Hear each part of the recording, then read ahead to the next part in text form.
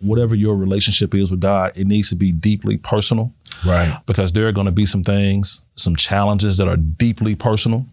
And you have to be able to have those one-on-one conversations with God. Right. And if it wasn't for that, and I tell you, man, I was to the brink of like questioning, like, should I be here or should I take my own life? It was those kinds of conversations. This is a journey. Let me take you on a journey. There will still be the journey. The journey. New sheriff in town, and his name is the journey. Journey. This thing is bigger than Nino Brown. This is the journey. The journey. What is it that moved you? The journey. The journey. The journey. The journey. The Journey Initiative is being generously supported by TVA, the Tennessee Valley Authority. Welcome back to another episode of The Journey. I'm your host, Larry Robinson, and today we got another Memphis icon. But this icon is going to get even bigger. So wait and see what he's got planned. But before we get there, we got our quote. Our quote comes from one of the baddest political women in the history of the United States. The very first Black woman to be voted to Congress. Civil rights activist, we're talking about none other than Shirley Chisholm. Shirley said this: if they don't give you a seat at the table, bring a folding chair. What does she mean by that? Well, what she meant was, if they ain't make a place for you, make your own place. This brother not only gonna bring a chair, but he gonna bring a table. Straight out of South Memphis, Whitehaven High School. Graduate entrepreneur, husband, father, visionary. We're speaking of none other than the great Jason Farmer. Jason, welcome to The Journey. Thank you, Mr. Robinson, for having me. Man, it's a pleasure having you, especially all the good stuff that you're doing in this city, volunteer work and the like. But before we go there, we're going to go back to the beginning, Jason. Okay. Tell me about the early years. Man, the early years. Just the house, just who was in the house and where was those formative early years? Mom, dad, my sister, my brother. I'm the oldest of five. You're the oldest of five. Okay. Yeah. So okay. Our roots are 38126. Okay. Foot Homes Housing Projects, 413 Vance Apartment C. Wow. Wait a minute. Wait. Now, 38126 is the poorest zip code in the state of Tennessee. Historically, one of the poorest zip codes in the country. Right. Yes. Wow. Okay. Go ahead. Both my parents grew up there. Probably, man, our family legacy at that time was probably fifth generation poverty. Okay. Mostly in the various housing projects, Foot Homes, Claiborne Homes, Fowler Homes around that area. Okay. Blue collar workers, right.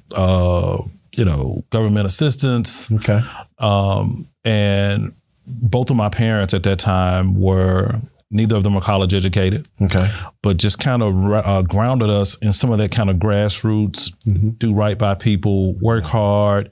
Although they weren't college educated, they realized the value of a college education. Absolutely. And instilled that in us. And then they wrapped all that around with some good old Southern Baptist groundings, and right. just in terms of the tenets of realizing and acknowledging something bigger than you. Okay. Here, let me ask you this. During those years, outside of your parents, who had the biggest impact on young Jason Farmer? Man, so the the sanitation workers. So as a young child, I would watch them. We grew up across the street from Progressive Baptist Church, and there was a bus stop right in front of our apartment. Right. And I would watch the men sometimes get off the bus or either walking across a field to come home. Okay. Carrying their clothes or dirty from the route that day. Right. And watch them get hosed off outside before they went in. So very early on, understood that there was some level of ism going on. Right. That these men couldn't even take a shower at work after a hard day's work. That these men were rooted in those very values that my father and mother instilled in us about working hard and doing right by people, yet they faced discrimination on a daily basis. So those are some of my early heroes. How different are you from the person you dreamed you would be as a kid? I think I'm close. Close? My dream was to be an attorney. Okay. Started on that path. Went to college for that. Ended up leaving college my junior year. So I actually attended, went to the Marine Corps for 6 years. Right. Served in the Marine Corps because my parents didn't have the money for me to go to college. Veteran 2 now. Veteran 2. Yeah. So had some music scholarships to Southern University and Jackson State University. Really had my eye on going to Southern University. Couldn't attend because my parents didn't have the money for me to go to college. Oh, wow. And my dad, just in a naive kind of way, thought that even with having a scholarship that he would be able to. And although we've never been homeless, we've never sat in the dark, but when I tell you, it was always just enough. Right. Like if that house note had to be in at 11:59, it was there at 11:58. Oh, you know, we were that kind of family. You know, we lived paycheck to paycheck. There was no extra. And as the oldest child, had I gone to college, I would have impacted my family financially. I may have been that tipping point to where they became homeless or where they became hungry. And I just couldn't do it. So I ended up going to the military. What decision did you make as a young person that turned out to be a life-altering decision, even though you might not have known it then? Joining the United States Marine Corps. Really? Good experience? Good and bad. Okay. My father was a Vietnam-era veteran, and he cautioned me. This is in 1987. His admonition was that, son, every 20, 25 years, this country is involved in a major conflict. He said, it's 1987. He said, we left Vietnam in the late 1960s. He said, we're due. He said, please don't do this. Wow. Because his fear was that I was going to go to some faraway land and I was going to die in defense of the country and not really have made an impact. Okay. Did it anyway. Okay. Initially, very good experience in the Marine Corps.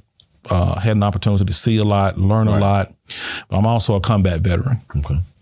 And in combat, the fog of war can cause you to go places and do things, and you really, really, really question at the core of you who you are as a man, as a Christian, and like how do you balance those things? Don't go there, because I want you to unpack that, because I think you're talking about some real baseline Maslow's type of, hierarchy of needs type thing, and I want to unpack that a little bit. We're coming to the end of a segment, but real quickly, what's your why? Why you get up and fight the good fight every morning? Audrey Chapman Farmer. Okay. Jason Farmer II and Allison Farmer. Uh-oh. So my wife and kids. That's it, man. Okay. Last question of the segment. And we've had some wild answers on this question. And I'm sure yours will be just as impactful. When was the very first time you realized you was a black man? Man, I think it goes back to watching those men and knowing what those... Hold on real quick. Listen, we're going to be right back on the journey where Brother Farmer's going to talk about the moments that he realized that he was a black man. So I want you to stay right there because you want to hear this. This is The Journey on the KUDZUKIAN Network.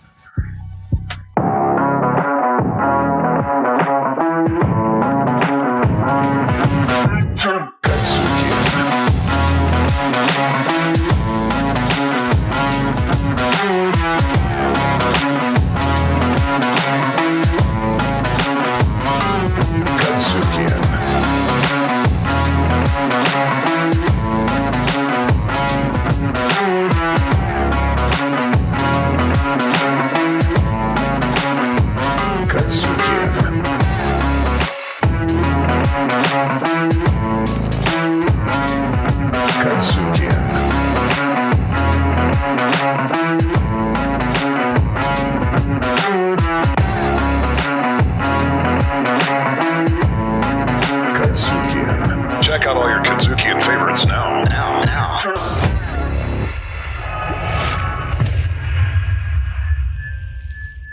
And we are back on the journey. And we are talking to Brother Jason Farmer, veteran, husband, entrepreneur. The brother is on his way to moguldom. So don't let the smooth taste fool you. This is a person you're going to be hearing from for a long time. But today we got him on the journey. And before we left, Jason, you was telling us when you realized you were a black man. It was early as a child, Larry, probably 5, 6 years old. And again, some of my friends, their dads and their granddads were sanitation workers. Mm-hmm. And a part of that legacy is those signs that say, I am a man. And I realized, or my parents explained to me, that a part of this challenge that they were facing was simply because they were black, not because they weren't performing the job, not because they weren't qualified, not because they were late or anything. It was simply because they were black. And so just in an environment, it made me aware, even as a young black child, that being black here in America, that was something different.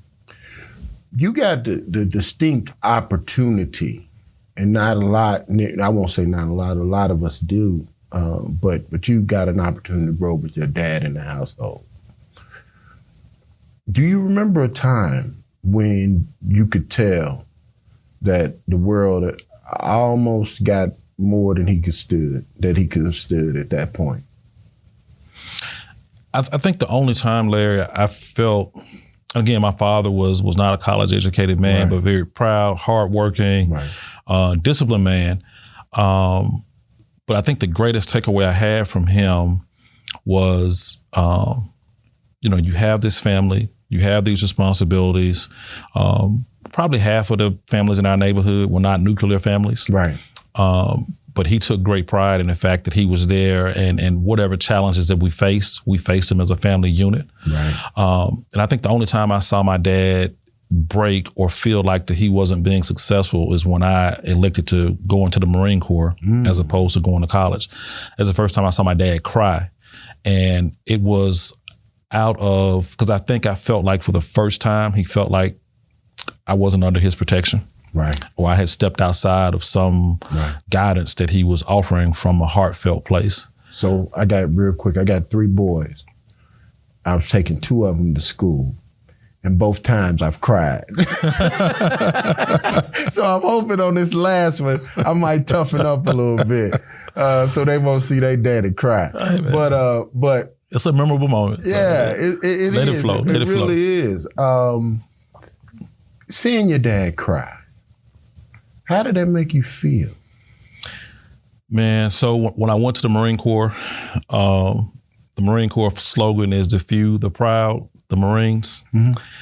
Not everybody is designed to go through that. It puts you to places that you thought you couldn't go or you shouldn't go, and you have to walk on through those places. And there were times when I wanted to quit, I'll be quite honest. But I almost being stubborn because I had to prove a point to my dad that I could do this. Right. So that helped fuel me in those moments when I was in the Marine Corps, and I thought I had reached a point where I couldn't do anymore, or I couldn't give anymore. And I would just think about that conversation with him before I left, and that expectation that like I couldn't walk back home being what I thought a failure if I could not complete the Marine Corps boot camp. I got you. Got 2 words I want you to kind of tell me what's the first thing that comes to mind. Loyalty. Be careful. In terms of when you're saying your loyalty, like I tell my children, I said the people, when we sit around this table, you have kids in college, young men in college, know who truly your tribe is. Like your mother and your father, beyond everything else, are responsible for you being here. We are fully vested in you from the time you came from the womb and to the time you enter the grave, or if it's by the correct cycle, but until we go to the grave as parents. So that kind of loyalty to your family, to your spouse, to your children, all other things, when speaking in terms of loyalty, and I say be cautious, there are very few people outside of that group that should have that kind of undying loyalty, that you should prescribe that kind of undying loyalty. Perseverance. Wow. That's the biggest thing, perseverance, Larry. So coming from a family with no speakable legacy, like there was no college fund, there were no life insurance policies. If somebody in my family dies, it's like, let us figure out how we're gonna bury Uncle Joe and Aunt Susie. Like, how does that happen? So you just have to persevere. I mean, just knowing that it seems like this dream is far fetched. When the Foot Homes housing projects were torn down, I reached out to Paul Young and I said, hey man, the building that I grew up in is scheduled to be demolished. Is there a way I can get some bricks from that building? And he arranged for me to meet with the contractor, and the contractor gave me bricks from the building that I grew up in. And I took those bricks and I labeled them. I gave them to my father, to my mom, to my brothers and sisters. And I put our unit number on it that we lived in, and as a part of the legacy. Now for our children, for my brothers and my sisters, our children are the first children in our family that weren't born in the housing projects. So they have those bricks, and it has Gen 1 on it because they're the first generation of the farmers that didn't start from housing projects here in Memphis. Beautiful. So, but that's perseverance. Right. So for my parents to be high school dropouts, blue collar workers, have 5 children in the projects, they checked off all the metrics to say that they were going to be complete failures. Right. Complete. Right. Now you have 5 children who are college educated, who are in various professions, who are gone on to do some really wonderful things and make contributions back to society. That's perseverance. And that's some of my greatest joys, is that my parents are still alive and that they get to see the fruits of their labor. We all take diplomas and degrees back to my mom's house, right, kind of like as a shrine, like you made this possible. You made it possible. So that's the thing about perseverance. Tell me about your teen years with your siblings. Tell me what fond memories. Oh man, so there were 5 of us. You were the oldest. I'm the oldest. We're all 2 years apart. Okay. So we literally grew up together. My brothers and sisters jokingly say, because my dad worked 2 jobs. He worked during the day, then he had another job at night. My mom worked at night.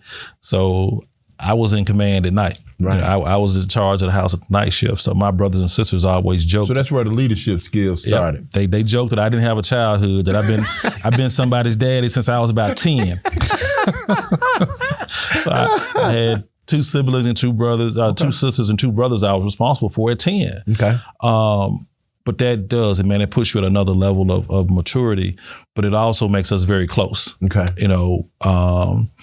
We didn't have the luxury of going out to eat at restaurants. We didn't take family vacations. Mm-hmm. So, we're a very tight-knit unit. Right. And that more than anything creates bonds that last a lifetime. We think back, we had, even when we moved out to projects, we had a 3-bedroom house with one bathroom. We had 3 cousins that used to live with us, and an aunt. We had 10 people in a 3-bedroom house. Oh, it was a lot of love. It was a lot of love, man. So that's some of my fondest memories, man. Just thinking about, we were having birthday parties at the house. My mama would cook the cake, and we have hot dogs and potato chips, and other kids would come over, and we having dance contests. So just like things around that family unit, man, we just always moved as a family unit, and it's still to this day. That's how we operate. Well, you want to talk about family and childhood? When's the last time you got a whooping like that royal? Did everybody kind of go back to that last time or one of the worst times? What was that like? I was a senior in high school. So my dad, man, we used to say he's crazy. He has these rules. Some of my friends are at the house. My dad's in the back, in the bedroom. My mom, I don't even remember what the conversation was. Okay. My mom and I having some conversation. My friends are in the house. My dad comes from the back of the house, said that I said something disrespectful to my mother in front of my friends, proceeded to take me to the back and whip me. Of course, like, this was a straight up belt across the bed, you screaming. Senior in high school? Senior in high school, then sent me back out front with my friends, and I'm trying to explain to them, we just talked.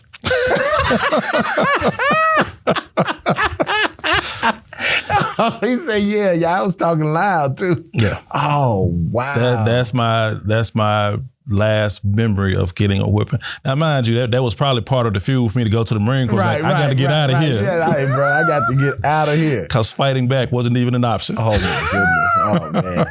Transitioning into adulthood. You're coming out of the Marines. Tell me about that time in your life. What do you remember most? About the Marine Corps? No, just transitioning out of the Marine Corps. Where you come back to Memphis, or did you go somewhere else? Or? Man, so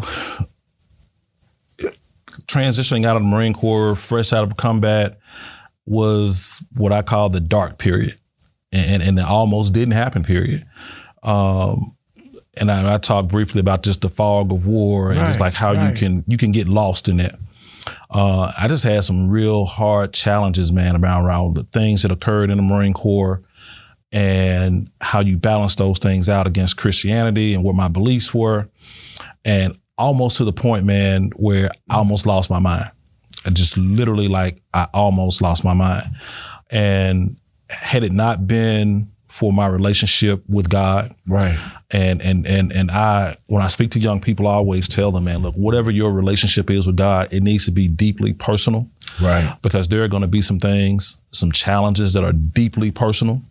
And you have to be able to have those one-on-one conversations with God. Right. And if it wasn't for that, and I tell you, man, I was to the brink of questioning, should I be here or should I take my own life?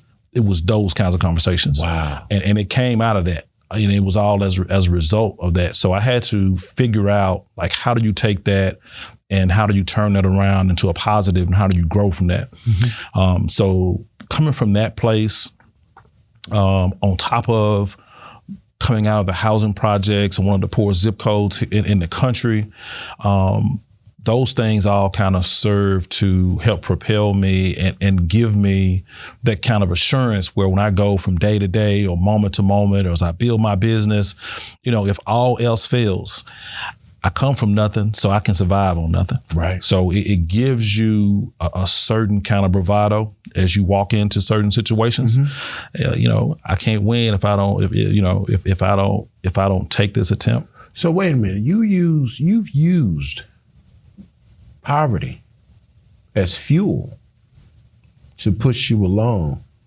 Wow. Okay. What's 5 jobs you've had in your lifetime?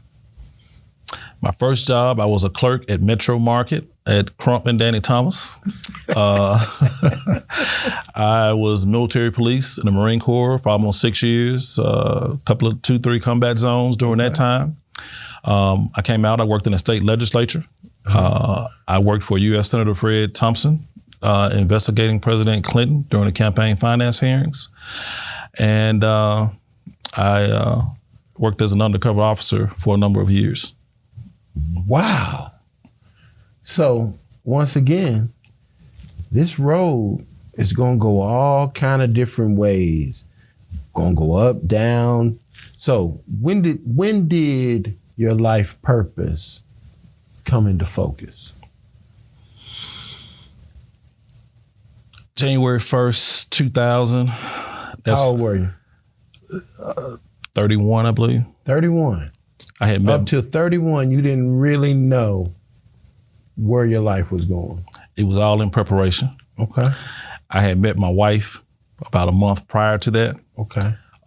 We got to ask, okay, how'd you meet the wife? How did you meet the Mrs. that captured your heart? She stalked me. Okay, I wonder what she's going to say when she see this. Okay, she stalked you. Well, at that time I was working in law enforcement my partner was testifying on a case, and I had to go pick his children up from school. Okay. She's a school teacher. Okay. And when I went to the school, I met her at the school. Oh, wow. And so it ended up, I had to pick those kids up like about a week while this was going on. So she always made herself available while I was picking those kids up. And we ended up going on a date as a result of that. Did you know when you met her, or at what point did you know? The first night I met her, we went on our first date, was at the National Civil Rights Museum at a book fair. Right. We left out the museum. I walked her out to her car. I called my sister and I said, I just met the woman I'm going to marry, but I'm not going to call her back. I wasn't ready to get married. That's a strategy. I didn't call her back for like 2 weeks. Really? Because I knew that first night that I was going to marry her. And so I held off for 2 weeks. And then my sister was like, you crazy if you don't call her back. Right. And my sister getting all of my business. I made the phone call. And 21 years later, all right, we still holding on. Okay. So when did you know that your purpose? When did the purpose come clear? Man, when you get a wife and kids, it changes. Oh, The purpose then, the focus and the spotlight goes off me. Even though I'm out front as a leader, everything I do is about my wife, her protection and her peace of mind, and then our children, ensuring that they are where they need to be. Even this journey I'm on now as a studio owner, that was at the behest of my wife, that I go out and find a pathway for our son. Okay. So she's that silent fourth partner out there because she actually started me on this journey. Wow. To create a way for our son. Greatest successes in life? My wife and kids. Okay. All right. Anything you take a mulligan on or want to do over? Man. I get going to combat, man. I think it changed you. You anybody who's been in combat and experienced that up close, you don't go in and come out the same person. Did you ever have to kill anybody? I have to pass on that one. Okay. Gotcha. All right. If you could talk to your younger self, you could go back to that kid in Westwood and Whitehaven. He's sitting there eating a bowl of cereal. What would you say to him? Stay the course. Okay. It's there is, you do exit. There have been some dark moments, but you do exit. So I say stay the course. And I feel like everything that I've done, I always talk about putting pieces of the puzzle together. So I feel like all these experiences have been pieces of the puzzle, and they're all integral pieces. Like you can't complete the entirety of the puzzle if one of the pieces is missing. And it's all a part of the journey as you're picking up those pieces. Yep. Well, listen, there's a lot of young men that's going to see this, that's going to hear this, and I would like you to leave them with a Jason Farmerism. Look right in that camera and talk directly to them as if y'all was sitting here one-on-one. I will give my advice the advice I give to my own 2 children is just focus on being the best you and chart that journey and stay committed to that journey. Can't say it any better than that. As Shirley Chisholm would say, if they don't have a seat for you at the table, bring a folding chair. But in our case, we bring in the whole damn table. Listen, this is Larry Robinson for our guest, Brother Jason Farmer. Always a pleasure, sir. Thank you. Thank you so much. We're going to keep bringing them to you. This is The Journey on the KUDZUKIAN Network. Till next time. Thank you to our partners, the Delta Boule and Tennessee Valley Authority. To hear more incredible stories like this, be sure to download the KUDZUKIAN app from the App Store or Google Play. Or check out the Journey Memphis podcast on all your major podcast providers. Also, check us out on the KUDZUKIAN Network.